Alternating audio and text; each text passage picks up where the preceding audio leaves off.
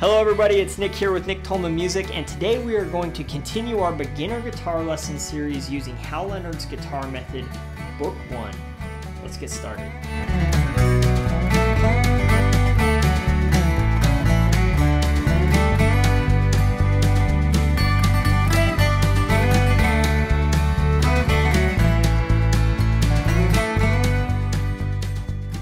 Alright, so today we're going to be looking at page 6.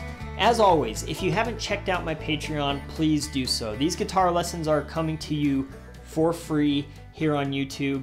And if you would like to support Nick Tolman Music, to say thank you for the lessons, or to help this content to continue to happen, please check out my Patreon page and consider becoming a patron today.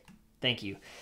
All right, so this lesson is really the first real lesson in the book. Okay, so we looked at the first few pages in the book, and they're all about kind of the basics of how to hold the instrument, how to tune the instrument, what the staff is all about, and things like that. Now, all that stuff is very important. If you are unclear on any of that, please check out my individual videos on each of those concepts before you get too far into the book.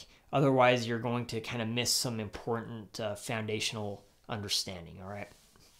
Okay, so starting off, we are going to learn 3 notes on this page, and we're going to start figuring out how to plug those into actually playing. All right. The notes that we're going to learn today are E, F, and G, found on the first string, which is down here. It's the lowest string down. It's the highest pitched string, right? So I'm always going to refer to this string down here as the high E string or the first string, okay? This string up here is also an E string, but it's the low E string, or it's the 6th string, okay? So right now we're doing everything on the first string, the high E string, all right?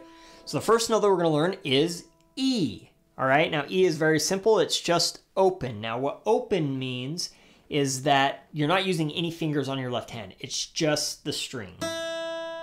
That note is E. And as you look here on the page, and you'll see here up here on my diagram, E is found on the top space of the staff, okay? It's not on a line, it's on a space, and it's on the very top space. Whenever you see a note there, it will always be E. Whether it's a whole note, a half note, quarter note, anything, it's always E. Okay? Now you're also going to see a diagram above the staff there. It's just a diagram that looks like a fretboard. What it is it's as if you're looking at your fretboard right here, the top. That really thick black line on top is supposed to be the nut, which is right here, the very top of the neck. And then you have frets, okay? You have 1, 2, 3, 4 frets essentially on the diagram. Now that diagram is going to tell you where notes happen. So since the E that we just learned is open, there's no fingers placed on the frets. It just says open on that string. That string vertical line to the far right is your high E string. The vertical line to the far left would be your low E string. Again, it's as if you're looking at your guitar like this, okay? All right, so the next note that we're going to learn is F. Now, F is also on the first string, but it's going to be found with our first finger playing on the first fret. Okay, so I'm going to take this first finger, my number 1 finger, I'm going to place it on the first fret, and I'm going to strum, and that is F. Now, there's a couple things that you need to be thinking about as we're first placing fingers on the frets. And that is making sure that you are utilizing the fret properly, all right? So the fret is about 1.5 inches or so in length, okay? You have all that space. Now the idea is you want to be as close to the actual fret, to the actual metal fret as possible. So that very first piece of metal is actually the first fret, and you want your finger to kind of be close to that. You don't want it to be too far back here by the nut. Otherwise, you might get kind of a dead sound. It's going to be a lot harder to get that string pressed down. All right, so you want to be kind of in the middle or toward the closer end to the actual fret as possible. Okay, now you're also going to want to make sure that you're kind of up on your fingertips, right? So not so much on the meaty part of your finger like this, but you want to kind of be wrapped around and on the tip there.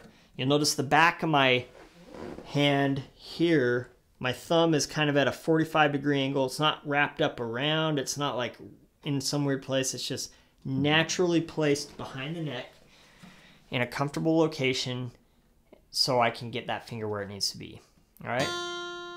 If you are getting a buzzing sound, again, it could have to do with placement of the finger, like maybe you're too far back on the fret, too far near the nut. Or it could be that you're not pressing down hard enough on the string, okay? That's really common as well for new guitar players, is that you maybe haven't developed the strength that you need to be able to play that effectively, okay? So keep that in mind. That is F. Now F, if you're looking at the staff, is going to be on the top line. E was on the space, top space. F is on the top line. And again, the diagram is showing us that we're going to be using our first finger, that's what the 1 is for, on that first fret on your first string. That is F. All right. The last note that we're going to learn is G, and G is going to be using our third finger. Okay, so G will be our third finger on the 3rd fret on the first string. Okay. Same concepts apply. You don't want to be too far back near the 2nd fret, or you might get a dead sound.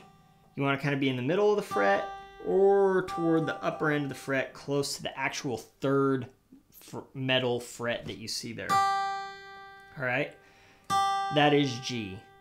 3rd finger, 3rd fret, 1st string.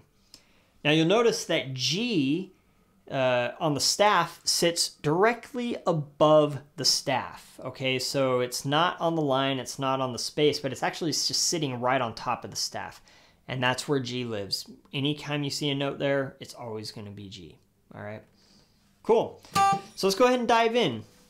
On our first exercise here, we have whole notes. It's just using whole notes. And as we learned in the last lesson, a whole note gets 4 beats or 4 counts. So I'm going to go ahead and set my metronome to 72. I'm going to show you what this sounds like so you can listen, play along, do what you need to do. But here is number 1. Here we go.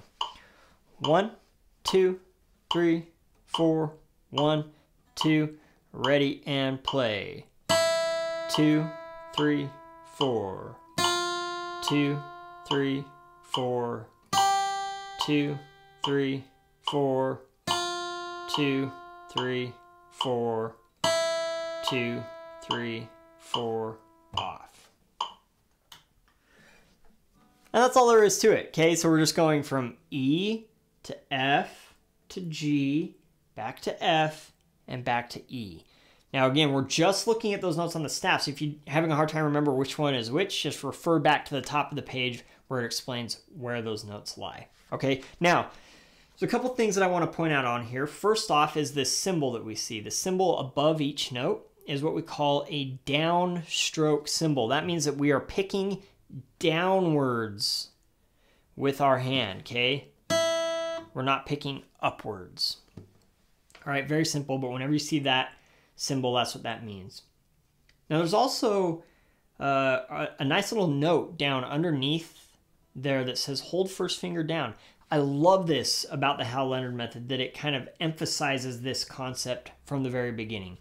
The concept being, whenever you're playing guitar, you want to try to avoid movements that are unnecessary, all right? So for instance, I first play an E, and then I play an F. Okay, so I have to move that finger to play F. Now, when I go to play G, I have to drop my 3rd finger to play G. That doesn't mean that I have to take my first finger off. That's an extra movement that does not necessarily need to happen. Now, you might be in a situation that the thing that you're playing does require you to move that first finger, but in this case, it doesn't.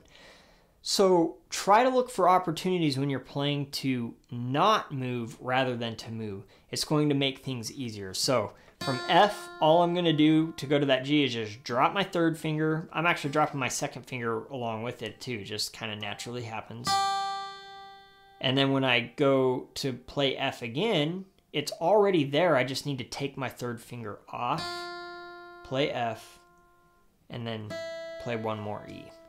All right, so let's go ahead and jump that metronome up. I'm going to jump it to 120, and you can see what it sounds like at a faster tempo. All right.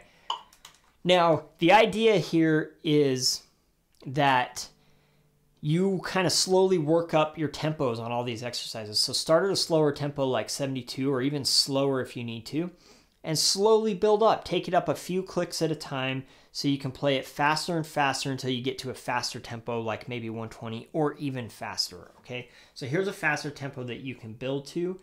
Feel free to listen, play along, all of those things. Okay, so here we go at 120. 1, 2, 1, 2, ready, play. 2, 3, 4, 2, 3, 4, 2, 3, 4, 2, 3, 4, 2, 3, 4, off. There we go. That's all there is to it. All right, let's take a look at exercise number 2. All the same concepts apply. We're just doing half notes now. So remember, a half note gets 2 counts, 2 beats, rather than 4 like a whole note. We're still using downstrokes. We're still going to use that concept of if you don't have to move your finger, don't. All right. So when we move from F to G, just drop your third finger, and when we go back to F, just take that third finger off. But your first finger is just kind of staying down that whole time. All right. So here's exercise 2 at 72 on the metronome. Feel free to play along. 1, 2, ready, and play. 2,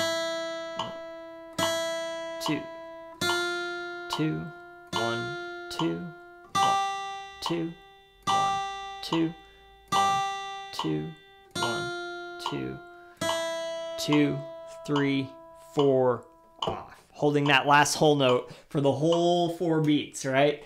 Very good. All right, nice. That's all there is to it there. Let's go ahead and jump this metronome up.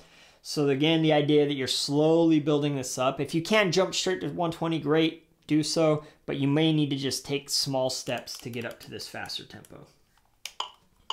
There we go. 1, 2, 1, 2, ready, and note, half, note, 1, 2, 1, 2, 1, 2, 1, 2, 1, 2, 1, 2, 2, 3, 4, off.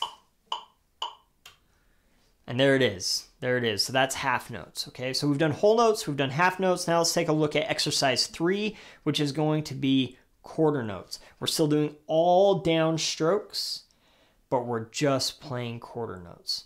Now I didn't really mention before, but I am using a pick. Okay, so when I say down strokes, I'm picking with a pick. All right. Check out my video on how to hold the guitar. I also discuss how to hold the pick in that video. All right. Here is exercise 3 at 72 on the metronome.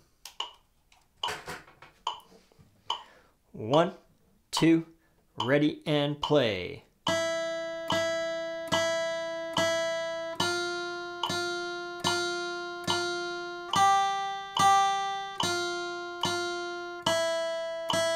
Half note off. Nice. All right. So a couple things that we're just kind of thinking about as we're going, focusing on, is making sure that we have a nice, smooth, connected sound, okay? You're going to start to notice things happening, especially once you start playing quarter notes. And one of those things is that you might start to hear little gaps in between notes, okay? We want to try to avoid those. So for instance, if I'm playing along, and then I have this gap where I have to make a move, an adjustment. And then, oh wait.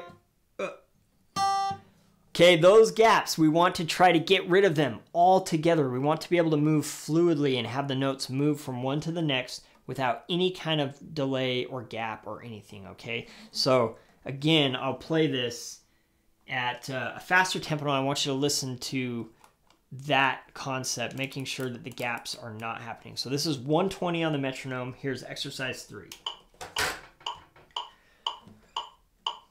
1, 2, ready, and play.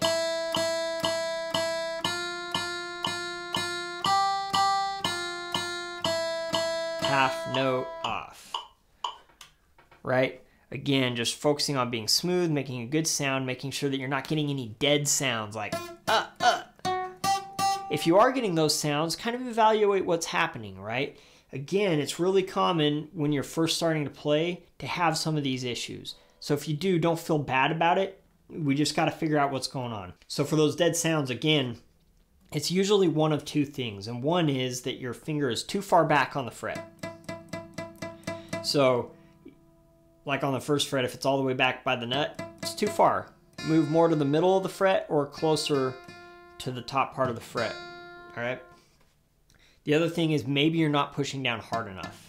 See, right now I'm in the right location, but I'm not pushing down hard enough. I push a little harder, and there it is. Okay. Keep those things in mind. Also, if you're playing too much on kind of the fleshy part of the finger where your fingerprints are, you might find it harder to get enough pressure on that string. Focus on getting more up on your fingertips.